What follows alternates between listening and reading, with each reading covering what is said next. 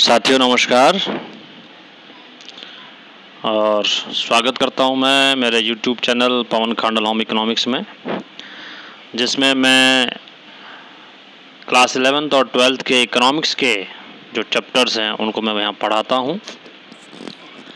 आज हम एक इम्पॉर्टेंट टॉपिक करने जा रहे हैं और जैसा कि आप देख सकते हैं कि बुक का नाम है Indian economic development. Class 12th के पार्ट बी जो है इंडियन इकोनॉमिक डेवलपमेंट, उसमें से एक चैप्टर हम आज यहाँ लेने जा रहे हैं।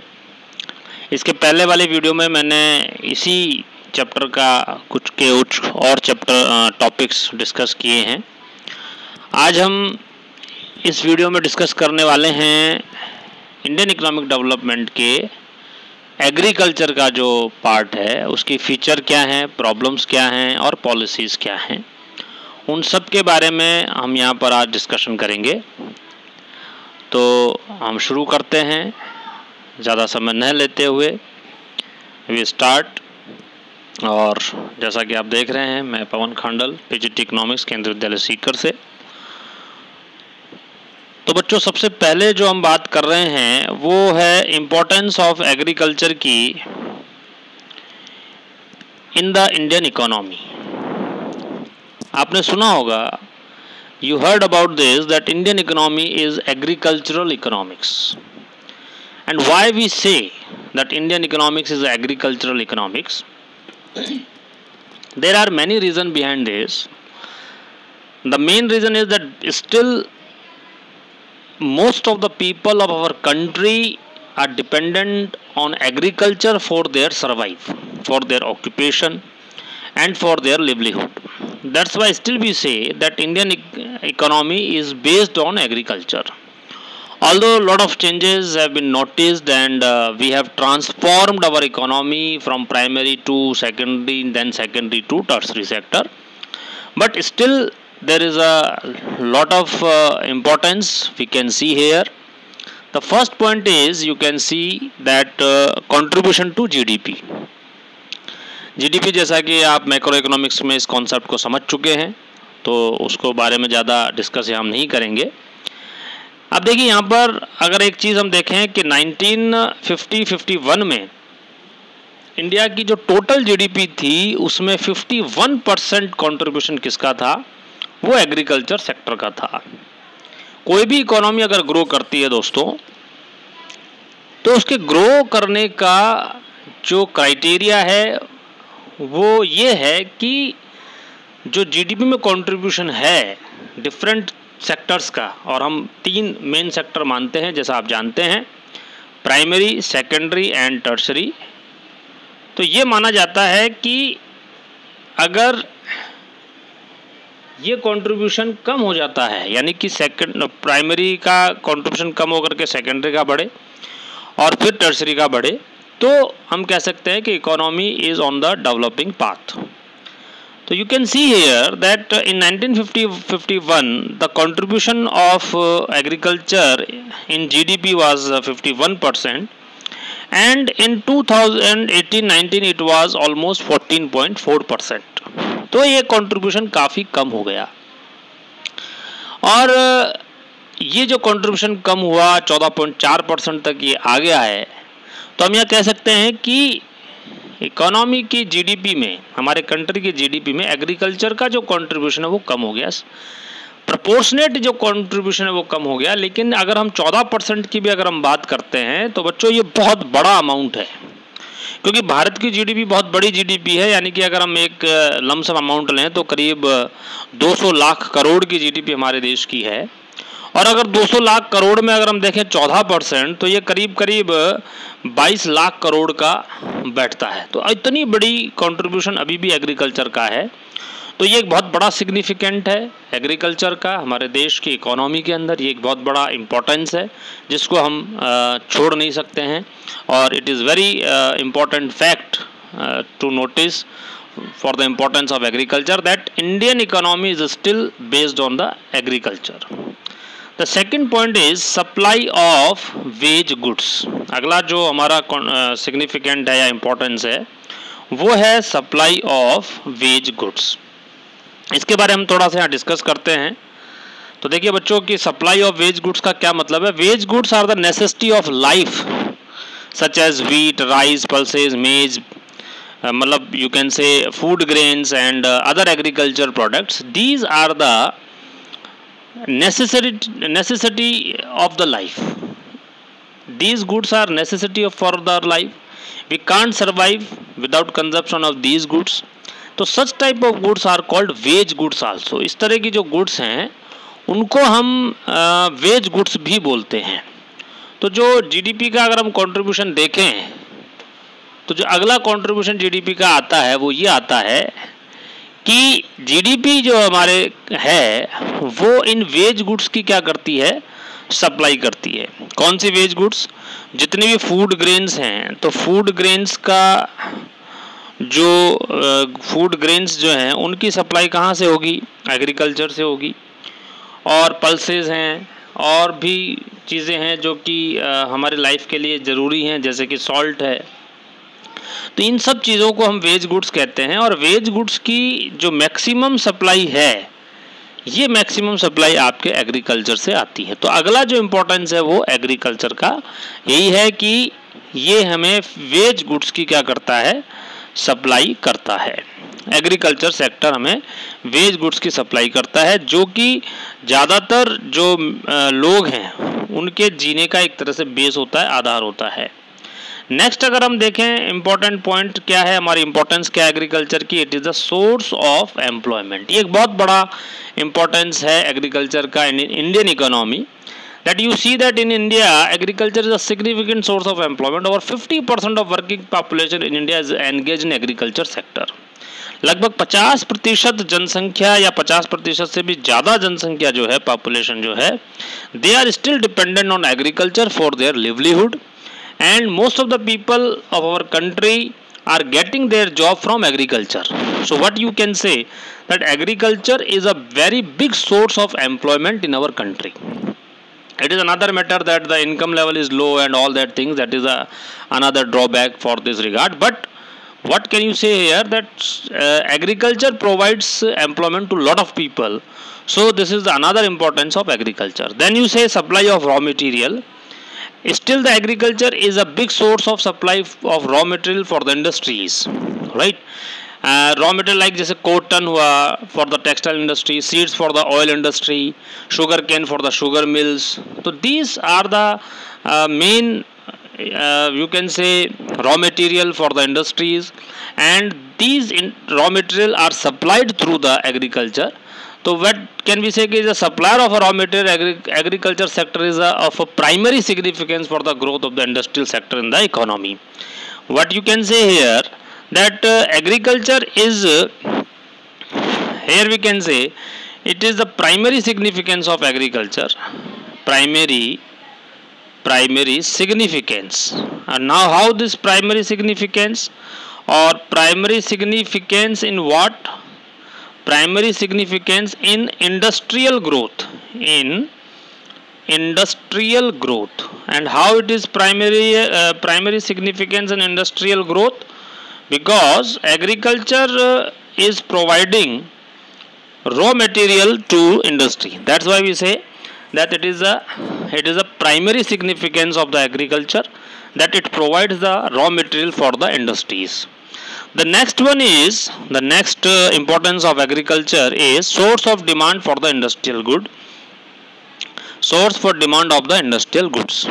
कि agriculture sector is an important source of demand for the industrial goods, particularly the capital goods. इसको आप समझिए कि जो इंडस्ट्री चीज़ें बना रही है, बहुत सारी ऐसी चीज़ें हैं जिनका एग्रीकल्चर सेक्टर में ही उनकी डिमांड होती है। Now you can take the case of the fertilizers, you can take case of the seeds, capital goods like tractor, thresher and all other equipments which are used in the agriculture. So whenever agriculture is good, then we can say that the industry is also good. और जब किसान की खेती अच्छी होती है तो देखिए गाड़ियाँ भी ज़्यादा बिकती हैं, चाहे वो ट्रैक्टर हों, चाहे वो मोटरसाइकिलें हों। तो ये सारी चीज़ें एक बहुत बड़ा डिमांड का सोर्स है एग्रीकल्चर इंडस्ट्रियल गुड्स का। तो इंडस्ट्रियल गुड्स जो बनती है उन इंडस्ट्रियल गुड्स को डिमांड करने के लिए भी, या उनकी डिमांड का भी एक बहुत बड़ा सोर्स एग्रीकल्चर है। तो एग्रीकल्चर की ये भी एक बड़ी इम्पोर्टेंस हम बताते हैं। नेक्स्ट जो है वो है contribution to the international trade. जो इंटरनेशनल ट्रेड है उस इंटरनेशनल ट्रेड में भी एग्रीकल्चर का बहुत बड़ा कंट्रीब्यूशन है। और you can see this contribution that in 2018-19 share of agriculture sector in total export of the country stood 11.76%। कि अभी भी आप देख सकते हैं कि टोटल जो एक्सपोर्ट हुआ उस टोटल एक्सपोर्ट में जो एग्रीकल्चर सेक्टर है उस एग्रीकल्चर सेक्टर का जो कंट्रीब्यूशन रहा इट वाज 11.76%, जो कि बहुत ज़्यादा है।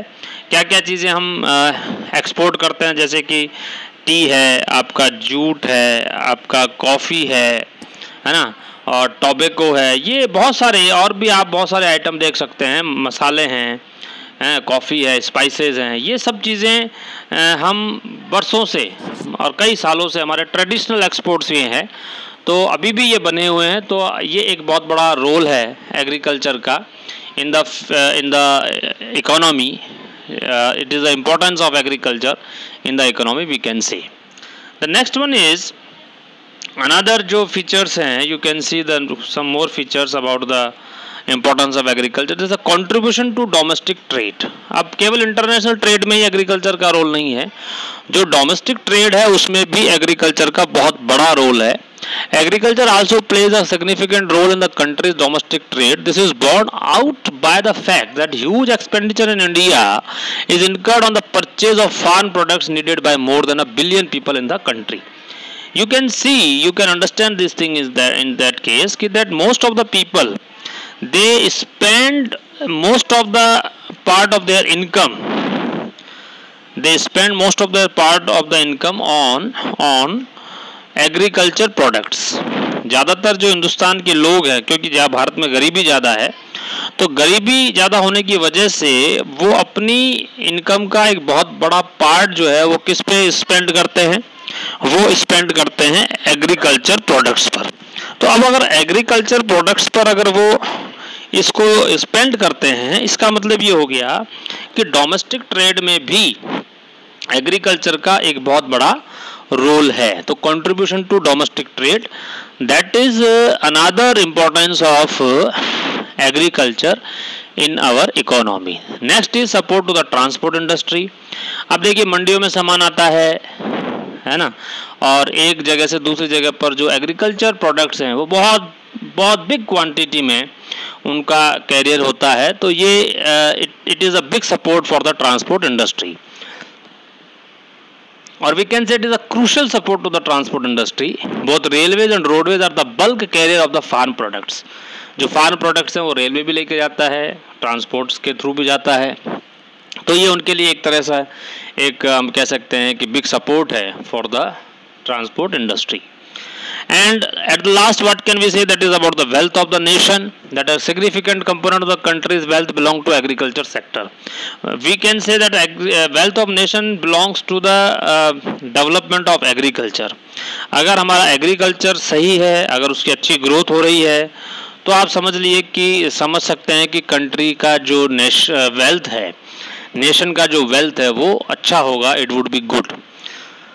In terms of fixed assets, land occupies the highest rank in India. Besides capital worth crores of rupees, stay invested in major and minor irrigation projects. तो उसमें बहुत सारा इन्वेस्टमेंट होता है, तो ये सारा वेल्थ को शो करता है। ये हम सारे इम्पोर्टेंस हमने बताई एग्रीकल्चर के बारे में। that all were about the importance of agriculture. Now in our country, India, there are some features we will discuss here, some features of Indian agriculture. The first feature is low productivity. In our country you can see that we have the low productivity. Productivity means the per hectare production is called the low productivity, is called productivity.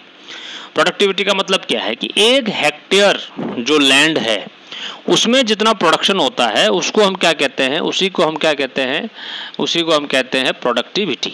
और Indian agriculture के feature के context में अगर हम बात करें, इसको आप ड्रॉबैक भी मान सकते हो, इसका फीचर भी मान सकते हो कि हमारी जो प्रोडक्टिविटी है, हालांकि आज़ादी के बाद के सालों में, इससे पहले वाले चैप्टर में भी हमने पढ़ा कि due to economic plan we could succeed to increase our productivity, but still if you compare this productivity with other countries, it is very low. So we can see here with the help of one table कि क्या productivity रही है। देखिए rice के context में अगर हम बात करें तो इंडिया की प्रोडक्टिविटी रही है 3.6 टन पर हेक्टेयर, जबकि चाइना की it is almost double 6.8। Vietnam जैसा एक छोटा कंट्री है उसकी भी प्रोडक्टिविटी जो है वो 5.8 टन है और वर्ल्ड का एवरेज 4.5 है, जो हमारा जो प्रोडक्टिविटी है वर्ल्ड के एवरेज से भी कम है।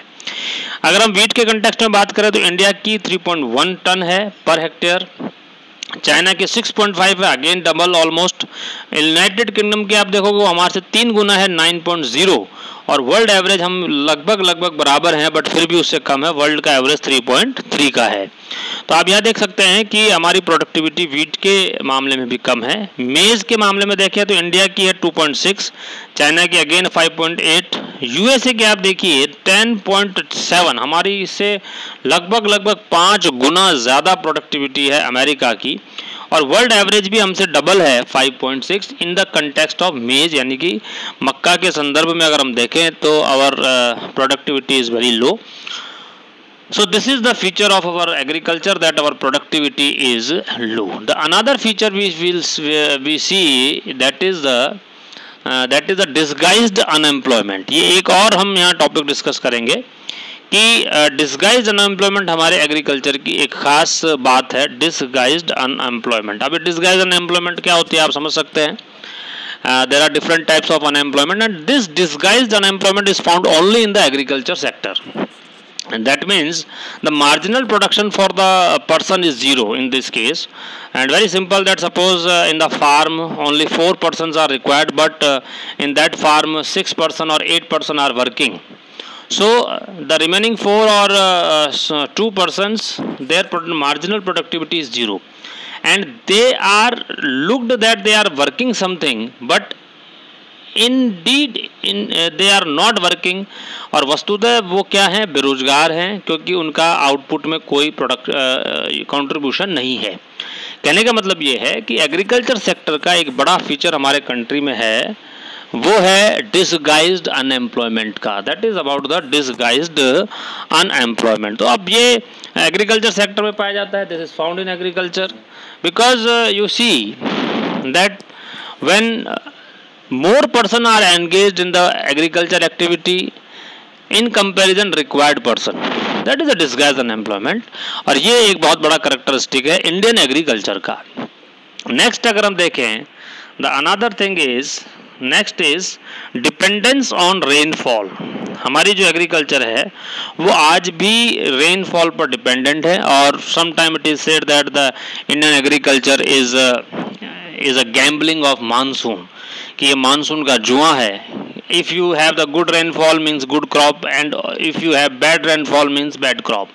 तो volatile farm output leads to volatile farm incomes. अब अगर मान लीजिए कि आपकी फार्मिंग है वो वॉलेटाइल है, वॉलेटाइल मीन्स कि कभी अच्छी हो गई, कभी बुरी हो गई, कभी अच्छा फसल हो गई, कभी बेकार फसल हो गई, तो जो फार्मर्स की इनकम है वो भी क्या हो जाएगी, वॉलेटाइल हो जाएगी, यानी कि वो इनकम इतनी कंटिन्यूटी में नहीं रहेगी और consequently growth process fails to be stable. मतलब जो है एक एग्रीकल्चर में जो ग्रोथ होनी चाहिए, we should notice the growth in the agriculture sector, but in fact what we get the negative growth in agriculture sector sometimes, and one of the reason, there are many reason for this, and dependence on rainfall is one of them. It is also one important reason for the low growth of agriculture. Then you see subsistent farming. Now what is this subsistent farming? You may heard about different types of farming. One is a commercial agriculture or farming, one is a subsistence farming. Subsistence farming means farming in India is subsistence oriented. It means the primary objective of the farmer is to secure subsistence for his family and it is not to earn profit. Still in our country most of the farmers, many of the farmers are doing farming only for livelihood of their family, and whatever they get as a crop from their farm, they use this for their own consumption and they don't sell because they do not have the market surplus. That's why our farming is subsistent farming, and it is another drawback or feature, both you can say, of our Indian agriculture. It implies that farming in India is not much commercial in nature. हमारी जो farming है वो commercial नहीं है। And subsistence agriculture fails to generate surplus for investment. अब आप अगर किसान जो है इतना सा ही प्रोडक्शन करेगा कि वो अपने परिवार का पालन कर सके, तो उसके पास और इन्वेस्टमेंट करने के लिए कुछ बचेगा ही नहीं। इससे क्या होगा, we will have to face the situation of stagnation in agriculture, क्योंकि इन्वेस्टमेंट नहीं होगा तो ग्रोथ नहीं होगी, एग्रीकल्चर सेक्टर में ग्रोथ नहीं होगी। तो इसलिए उस ग्रोथ को लाने के लिए हमें क्या करना पड़ेगा, कमर्शलाइजेशन करना होगा। तो वो हम आगे देखेंगे, लेकिन अभी हम जो बात कर रहे हैं, here we are talking about the features of Indian agriculture, and subsistence farming is another feature of our agriculture. Then you see lack of modern inputs. Still our farming is traditional farming. Our farmers are using traditional means of inputs. So modern inputs like chemical fertilizer, insecticide, pesticides are not judicially used. हो रहे हैं, हम ये नहीं कहते नहीं हो रहे, लेकिन जितना क्वांटिटी में होने चाहिए उतने नहीं हो रहे। और ऐसा क्यों है, because farming population in India is extremely poor. our farmer are so poor that they cannot afford of these modern inputs in their agriculture. That is another feature of our agriculture. And modern inputs leads to low productivity and therefore backwardness. जो lack of modern inputs हैं, if we are having the lack of modern inputs, that's why we have low productivity and that's why we have backwardness of our agriculture sector. Then next is small holdings. The another feature of our agriculture is the small holdings. Small holding means कि जो किसान के पास ज़मीन है, ये ज़मीन उसके पास बहुत कम है, उसकी जो साइज है वो बहुत कम है. So you can say that small size of a farmer's land under cultivation is a characteristic feature of the Indian agriculture. And small holdings are a hindrance. It is a, you can say a hurdle in the process of growth in two ways. इसके दो तरीके से ये हमारे लिए hurdle है. Number one, modernization नहीं कर सकते आप. You can't adopt new modern technology in your farming if your holdings are small. सो ये एक हमारे सामने प्रॉब्लम है कि मैकेनाइजेशन ऑफ फार्मिंग नहीं होगा, यूज ऑफ मशीन नहीं हो पाएगा अगर होल्डिंग्स हमारे पास क्या हैं, छोटी हैं. तो एक तो इसका जो लॉस हुआ वो ये हो गया कि we can not use of machine जो है वो नहीं हो सकता. It can not be possible because of, और क्यों पॉसिबल नहीं है, because of your small holdings. And the second thing is that marginal farming continues to view farming as a source of subsistence rather than an enterprises for profit. अगर किसान के पास small holding है तो वो subsistence farming ही करेगा, उसके पास scope नहीं होगा कि वो कमर्शलाइजेशन अपनी एग्रीकल्चर का कर सके. The reason is very simple, because he has small holdings.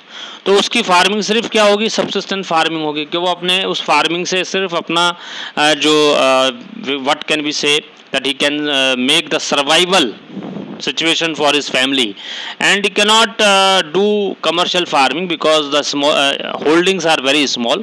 That is another feature of our Indian agriculture.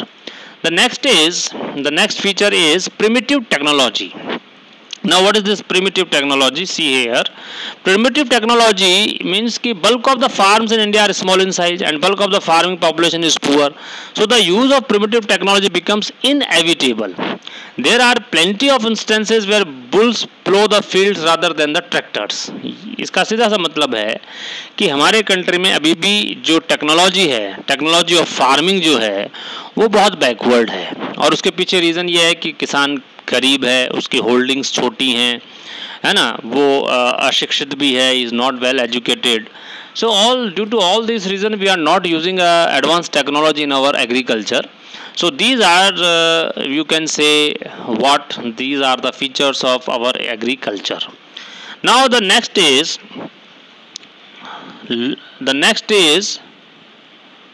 Problems of Indian agriculture. तो ये जो अभी हमने फीचर पढ़े वो एक तरह की प्रॉब्लम्स भी हैं, लेकिन फिर भी इन सब की वजह क्या है, what is the main reason behind that. तो first is the you can see lack of permanent means of irrigation. We say that the Indian agriculture is a gambling of monsoon because we do not have the permanent means of irrigation. So crop farming in India is heavily dependent on rainfall. Permanent means of irrigation are extremely deficient. So dependence on rainwater makes Indian agriculture extremely vulnerable. Good rainfall brings good harvest, while drought causes a substantial loss of output. अगर बरसात अच्छी हो गई तो फसल अच्छी हो जाएगी, और अगर फसल अच्छी नहीं बरसात अच्छी नहीं हुई तो फसल अच्छी नहीं होगी, तो स्टेबिलिटी नहीं आ रही है। तो that's why we do not have the stability in agriculture. So what, और ये क्यों हुआ? Due to the lack of permanent means of irrigation. हमारे यहाँ परमानेंट मीन्स ऑफ इरीगेशन नहीं है, that's why we are facing this vulnerability. तो ये एक बड़ा इसका रीज़न है। नेक्स्ट है डेफिशिएंसी ऑफ फाइनेंस। किसान अभी भी गरीब है, वो लोन लेता है लेकिन उसको लोन मिल भी नहीं पाता, उसके पास हमेशा ही always faces lack of finances. So deficiency of finance is another major problem of facing Indian agriculture. Bulk of their financial needs the small farmers depends upon non institutional sources like mahajan, sahukar, big farmers, relatives, all that things. So and they charge high rate of interest. Institutional finances जो है like from banking and from rural banks and from cooperative society, the stream they are scarce in relation to needs of the farmers. वो हैं, काफ़ी बड़े हैं, हम ये नहीं कह सकते नहीं बड़े, लेकिन बड़े हैं, बट उनकी उतना वो नहीं है जितना उनकी रिक्वायरमेंट है। तो ये भी एक बड़ा कारण है हमारे एग्रीकल्चर के बैकवर्ड होने का। Next is conventional outlook. Conventional outlook means that towards we are thinking, our farmers are thinking the traditional way for the agriculture. They are not, they do not have the courage to, you can say, to experiment new strategies, to new tools and new harvesting system in their farms. So despite innovative farm technology and farm management practices, Indian farmer continues to rely on conventional wisdom. वो अभी भी he is using its backward technology, is using its conventional method of farming, जो भी पुराने तरीके से उसके farming होती थी अभी भी वो वही फार्मिंग करे जा रहा है। तो ये भी एक बड़ा हमारे यहाँ पर एग्रीकल्चर की ग्रोथ नहीं होने का रीज़न है। और he continues to focus on crops which offer him food security rather than which yield high profit. वो फसल उगाएगा जिससे उसकी जो है ना एक यू कैन से कि फूड सिक्योरिटी हो सकती है। वो ऐसी फसल नहीं उगाता है जिसमें कि वो रिस्क लेकर के अच्छे दाम पर उनको बेच सकता है और उसको प्रॉफिट का अर्न कर सकता है। तो ये भी एक प्रॉब्लम है इंडियन एग्रीकल्चर के बैकवर्ड होने का। Next is small and scattered holdings. अभी हमने जस्ट बात की थी कि जो इंडियन एग्रीकल्चर का फीचर है वो स्मॉल होल्डिंग्स हैं।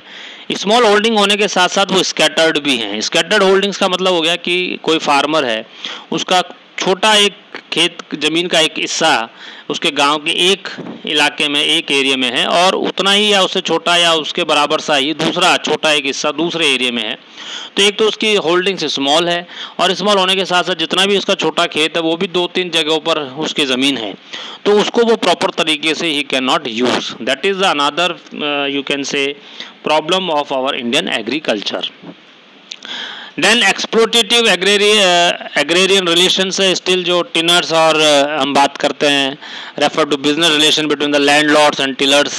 टेनेंट्स हैं, ज़मीन का मालिक अभी भी कोई और है और किसान जो है उस पर टेनेंट है अभी भी। हालांकि कानूनी रूप से हमने ये सब चीज़ें ख़त्म कर दी है, लेकिन फिर भी बहुत सारे लोग जो है अपनी ज़मीन पर, जिसको हम आम बोलचाल की भाषा में बटाई पर देना कहते हैं, तो वो जो रिलेशन है लैंडलॉर्ड्स के और एब्सेंटी, अभी हमारे सामने जो प्रॉब्लम आ रही है that is about the absentee landlords. क्योंकि जिनके पास ज़मीनें हैं वो शहरों में नौकरी कर रहे हैं, बिजनेस कर रहे हैं, कुछ और काम कर रहे हैं और उन्होंने अपनी ज़मीनें जो है गाँव के टेनेंट्स को या गांव के किसानों को खेती के लिए दे दी है, तो उनको पूरा जो है पेमेंट नहीं मिलता है और उनका एक्सप्लॉयटेशन होता है। ये सारी भी प्रॉब्लम्स हमारे सामने है।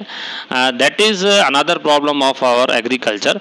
And lack of organised marketing system, यानी कि जो हमारा एग्रीकल्चर के सेक्टर में मार्केटिंग सिस्टम है ये बहुत ही ऑर्गेनाइज्ड वे में नहीं है। It is not in organised way and if farmer gets a good harvest, good crop, even then he could not get the good profit because he does not know how he can sell its crop in a good you can say with a good profit, or where he should sell this crop so that he can earn a good profit। तो देखो ये एक बहुत बड़ी समस्या हमारे सामने है कि ऑर्गेनाइज्ड मार्केटिंग सिस्टम नहीं है, उसका कोई मॉनिटरिंग नहीं हो रही है और बहुत सारे लोग जो है उसका मिसयूज़ भी करते हैं। तो ये सारी प्रॉब्लम्स हैं हमारे इसके एग्रीकल्चर सेक्टर के अंदर। Next if you see that is about, तो ये तो सारी हुई बात प्रॉब्लम्स की, लेकिन ऐसा नहीं है कि भारत के एग्रीकल्चर के सेक्टर, इंडिया के एग्रीकल्चर के सेक्टर में हमारे को प्रॉब्लम्स रही हों, हमेशा बैकवर्डनेस रही हो, हमने बहुत अच्छी ग्रोथ भी की है. And you can see the growth in the form of green revolution, and definitely you heard about this green revolution somewhere. So in our next video students, please remain with us. We will discuss about the green revolution. So I hope you like this video. So please share, like and subscribe the channel. Thank you very much.